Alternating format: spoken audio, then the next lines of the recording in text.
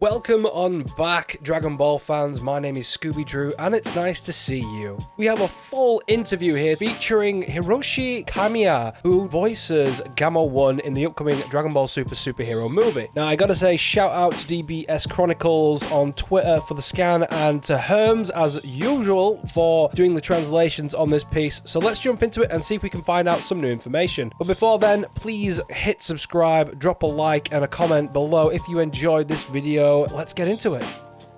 Here is the full scan itself, but you can see there's a lot of stuff on here that we have seen before. However, I bet there is some new information. So let's jump on in and find out what's here. We'll start up here on the top left-hand side, and it says on the right is Gamma 1, played by Kamiya, and on the left is Gamma 2, played by Miyano. Gamma 1 is always calm and cool, while Gamma 2 is a bit more out of it, and from a hero's point of view, he still has some sweet spots, says Kamiya. Basically, they work together. So, after looking at that real quick, I guess the difference between the two is one's calm and collected, and one is more of a loose cannon, which could potentially have something to do with where the characters have been formed from, who their DNA or whatever it is they're using to create these characters. There's different elements of personalities in there, which doesn't necessarily mean that they're completely made up of the same thing. In Dragon Ball Super Superhero, the new character Gamma 1, who faces off against Gohan and Piccolo on behalf of the Red Ribbon Army, is played by Hiroshi Kamiya. Well known for his numerous roles including Levi from Attack on Titan. 25 years ago, Kamiya performed in episode 1 and 25 of Dragon Ball GT, and we asked him how it felt to be cast as Gamma 1.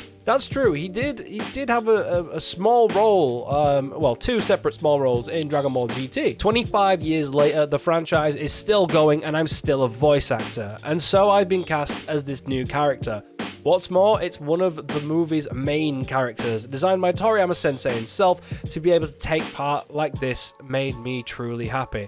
This kind of good luck only comes around once in a lifetime. That's a fair point. We never really get Dragon Ball movies a lot, but when they do, they're a big deal because there's such a limited roster of characters. To get a new one and be lucky enough to score a job as a voice actor is really, really lucky. Gamma 1 and Gamma 2 are androids created by Dr. Hedo. In the trailer, Gamma 1 announces that he is a superhero, and he really is that type of character. He and Gamma 1 have a duty as heroes, while the Red Ribbon Army might be an inscrutable, pure evil organization. Gamma 1 and 2 were created by Dr. Hedo, so they are strongly influenced by his philosophy and heroic ideals. But the part that's a bit difficult, or perhaps just easily misunderstood, is that heroes aren't the same thing as justice. That word justice, every time I read it, I just think of the Great Saiyaman. So I'm hoping there's some links to why, you know, superheroes are a thing, and maybe Gohan being the Great Saiyaman. I mean, Hercule's referenced to as a superhero multiple times throughout the manga and things like that by people of the world. So it's interesting to see what's gonna happen with that. So let's continue here. For instance, if justice goes too far, it might become evil from someone else's perspective, like two sides of the same coin. However, for the Gammas, a hero is always a hero. The two of them are coming from a very clear-cut position, trying to think and act in a way which will seem heroic to all. So what we're saying here is there's potential that one of them may just cut to the chase and make the kind of decisions where you see, you know, imagine kind of like Homelander from The Boys. You know, he's got some kind of messed up morals and thinks that his judgment and justice is the be-all and end-all. I guess there's some kind of characteristics like that. So he continues by saying, that's why, for that line in the preview, I'm a superhero, I deliver it without any mixed feelings. Rather than think about any deeper meaning for this performance, it's perhaps more important to make it sound as heroic as possible.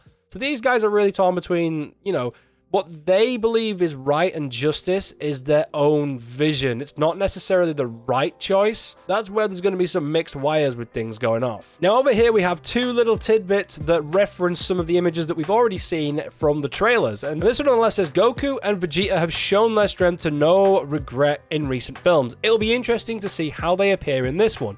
We also get to see the struggles of Pan, Gohan's daughter, who, like Gohan, was trained by Piccolo. I love the fact that Pan is being trained by Piccolo. It would be nice to see Goku get involved training Pan. They do have a relationship, and it would be nice to flesh that out through some training. And yet over on this side, it says Piccolo unleashes his potential. We have seen Piccolo's full potential unlocked, his new form. It's going to be nice and interesting to see how that stacks up in reference to other characters. I hope it's giving him a serious power boost because he was well deserving of one. It continues by saying Gohan too reaches new heights. We're potentially getting a new form maybe from Gohan. We don't know this yet.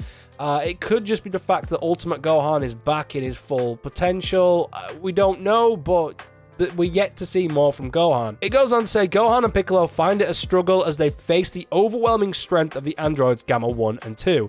In the fierce battle that holds the fate of the Earths in its hand, Piccolo appears with his potential unleashed for the first time in the entire series. What does Gohan, who has been away from fighting since he grew up and became a scholar, think of this appearance? One of the highlights of the film is the bond between the two that Gohan has built since he was a child. It's always nice to see the relationship of these two come together. There's been recently a small segment in, I think it was V-Jump magazine, and it shows you everything that's gone off between the two since all the way back in the Saiyan saga, all the way up to the Galactic Patrol arc. Next up, we have a small segment in regards to what it was like working with Masako Nozawa, which is the voice of Goku, if you didn't know, in the Japanese dub, and she is renowned as an absolute legend. It goes on to say, there are scenes where I fight with Gohan, so it was an incredible pleasure to be able to record together with Gohan's voice actor, Mako-san. Mako-san really has an amazingly relaxed attitude and doesn't strain herself one bit. She performs the roles of Goku, Gohan, and Goten, but it's like these characters already exist within her.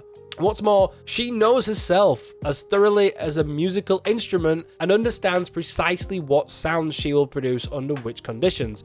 It always makes me wonder how someone can reach such a high level. The entire movie is one big highlight. I think it delivers a new dimension of animation. It feels like Toriyama Sensei's volume covers have come to life. As a movie-going experience, this continuous fluid movement can't be beat. You know, they're saying a lot about the animation in this film. A lot of people, to put it bluntly, a lot of people prefer the traditional anime style. There's nothing wrong with that. However, I think as something special and different, it will be very interesting to see what happens with this movie. Now here we have a small tidbit in the center regarding Magenta, and it says, Magenta, the president of Red Pharmaceuticals, which could explain where all the funding is coming from for the Red Ribbon Army this time round. The current ostensible face of the Red Ribbon Army contacts Dr. Hedo, a genius scientist. The Red Ribbon Army's headquarters appears to be a fortress.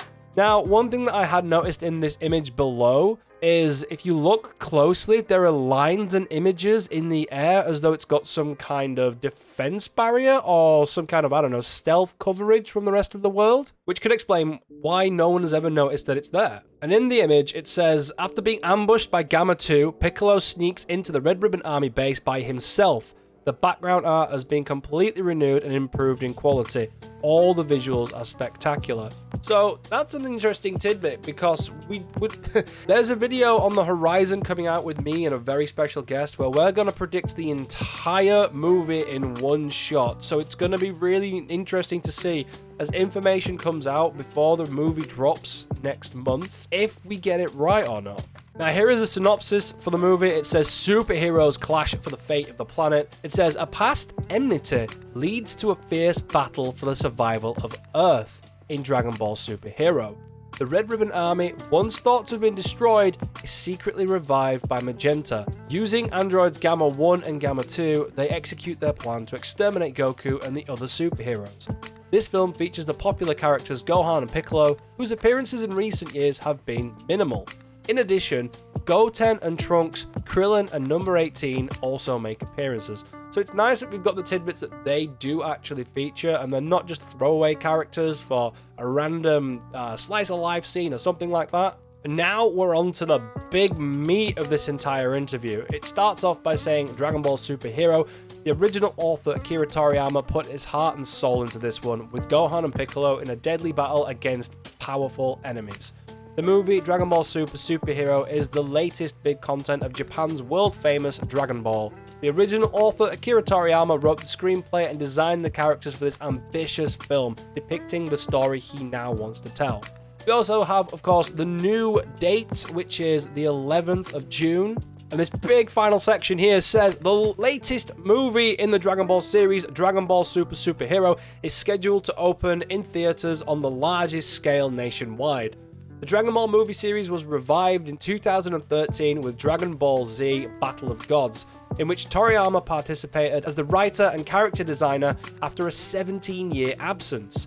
The next movie, Dragon Ball Z Resurrection of F, for which Toriyama himself wrote the screenplay, surpassed the 300 million yen mark at the box office. The Super series, which has been ongoing since 2015, is a manga anime series set in the 10 years between the defeat of the last enemy Majin Buu in the original story and the final episode. Previous movie, Dragon Ball Super Broly in 2018, the first movie in the Super series, attracted fans around the world with its overwhelmingly powerful battle visuals. It became the biggest hit in the series history, grossing over 1 billion yen in Japan and 13.5 billion yen worldwide.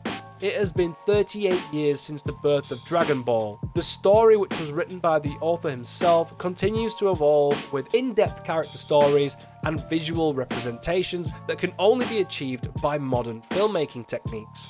And it says Clash of Superheroes, and it goes on with even more information by saying Dragon Ball Super Superhero depicts a crisis on Earth, which is in a sense the starting point of the movie. Standing in the way is the master-disciple duo of Gohan and Piccolo.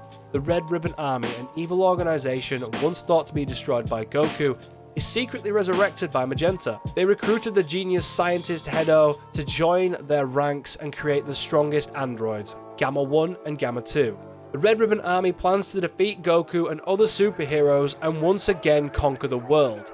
Gohan and Piccolo are faced with an unpredictably intense and brutal fight against the overwhelming strength of these androids. In the new movie, Toriyama also wrote the screenplay, designed the characters, the mechas, buildings, and various other aspects. The appealing characters, the human drama that comes from depicting the army forces, the slightly humorous dialogues, and the breathtaking battles are all parts of the Dragon Ball that Toriyama wants to depict today. The director, Tetsuro Kodama, is a specialist in 3D CG animation, and the animation director, Kashi Kubota, a top animator who has created stunning battle imagery in numerous films, One Punch Man and Broly. The new visuals and cutting-edge visual representations that no one has ever seen before, created mainly by these two artists, can be seen in IMAX, 4DX, and MX4D. Of course, the cast members, including Masako Nozawa as Goku, Gohan, and Goten, Toshiro Furuakawa as Piccolo, and Ryo Horikawa as Vegeta, will continue to play their roles. New characters include Mio Irino as Dr. Hedo, Hiroshi Kamiya as Gamma 1, and Mamoru Miyano as Gamma 2. The movie has already been scheduled to release in North America, Masako Nozawa said. This film is the best in the world, and Gohan is going to play a big role. Toshiro Furuakawa says, this time around, the big highlight will be the big team-up fight scene between Piccolo and Gohan. This is sure to be the compilation of one of Japan's world-class entertainment blockbusters.